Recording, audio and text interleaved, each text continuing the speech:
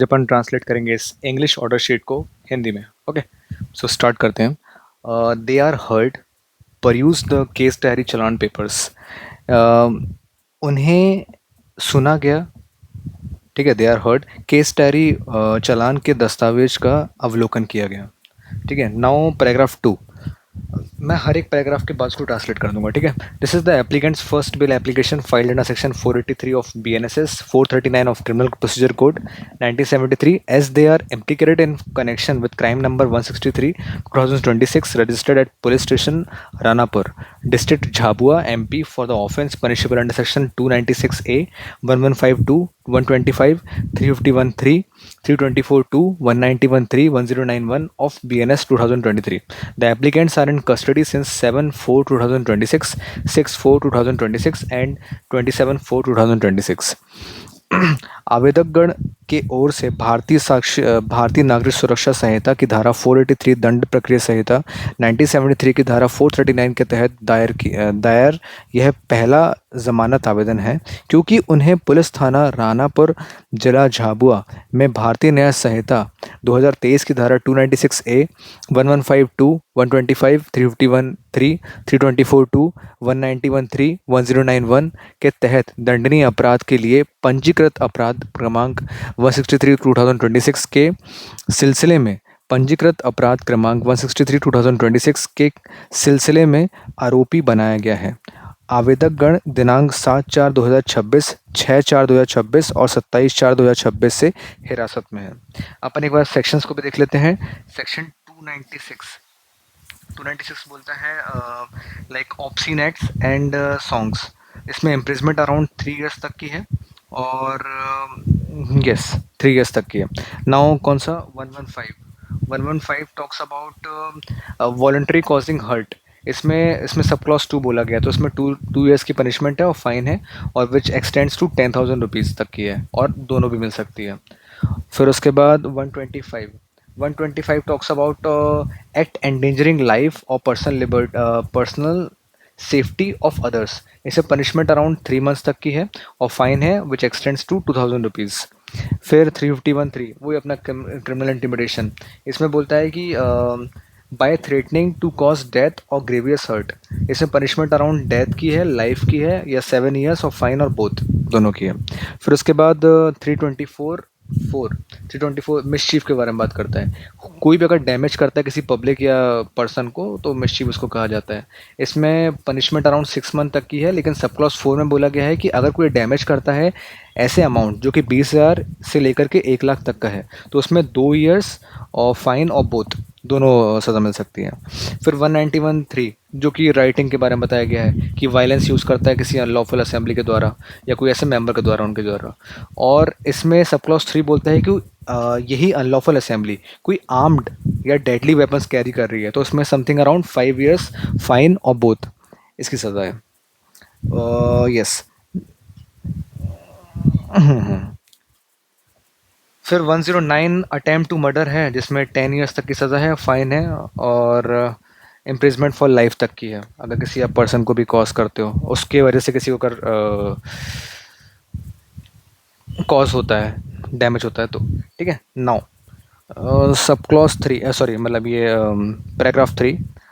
The allegations against the applicant is of assault and attempt to murder. आवेदकगण के खिलाफ मारपीट और हत्या के प्रयास का आरोप है। Counsel for the applicants has submitted that the applicant side has also filed a cross FIR at crime number so and so under the crime offense, under the same offense, and the parties belongs to same vicinity. It is further submitted that both parties have settled the dispute and the matters has been compromised between the parties. It is further submitted that the applicants have been lodged in jail since 7/4/2026, 6/4/2026, 27/4/2026 respectively, and the final conclusions of trial is likely to take sufficient long time. Hence, it is submitted that the bail application be allowed and the applicants be released on bail. ये बोल रहे हैं आवेदक गण के वकील के दलील दी गई कि आवेदक के पक्ष की ओर से भी उसी अपराध के तहत अपराध क्रमांक सो एंड सो पर एक क्रॉस FIR, इसका मतलब होता है जवाबी प्राथमिकी, दर्ज कराई गई है और दोनों पक्ष एक ही क्षेत्र आस पड़ोस के रहने वाले हैं। यह भी दलील दी गई कि दोनों पक्षों ने विवाद को सुलझा लिया है और पक्षों के बीच समझौता हो गया है। आगे यह भी प्रस्तुत किया गया है कि आवेदक गण क्रमांक दिनांक 7/4/2026, 6/4/2026, 27/4/2026 से जेल में बंद है और मुकदमे के अंतिम निष्कर्ष में काफ़ी लंबा समय लगने की संभावना है। अतः यह निवेदन किया गया है कि ज़मानत आवेदन को स्वीकार किया जाए और आवेदकों को ज़मानत पर रिहा किया जाए। Now counsel for the respondent state has oppose the prayer. प्रत्यार्थी राज्य के वकील ने इस प्रार्थना का विरोध किया है। Now, sixth, counsel for the respondent number 2 has submitted that he has no objection if the bail application is allowed, as both parties have settled the dispute and matter has been compromised between the parties. प्रत्यार्थी क्रमांक 2 के वकील ने प्रस्तुत किया है कि यदि ज़मानत आवेदन स्वीकार कर लिया जाता है तो उन्हें कोई आपत्ति नहीं है, क्योंकि दोनों पक्षों ने विवाद को सुलझा लिया है और पक्षों के बीच समझौता हो गया है। Now 7.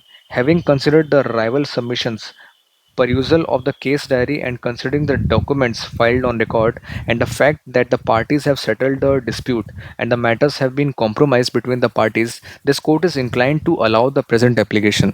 दोनों पक्षों की दलीलों पर विचार करने, केस डायरी का अवलोकन करने और रिकॉर्ड पर दाखिल दस्तावेजों पर विचार करने के बाद तथा इस तथ्य को देखते हुए कि पक्षों ने विवाद को सुलझा लिया है और पक्षों के बीच समझौता हो गया है, यह न्यायालय वर्तमान आवेदन को स्वीकार करने के पक्ष में है।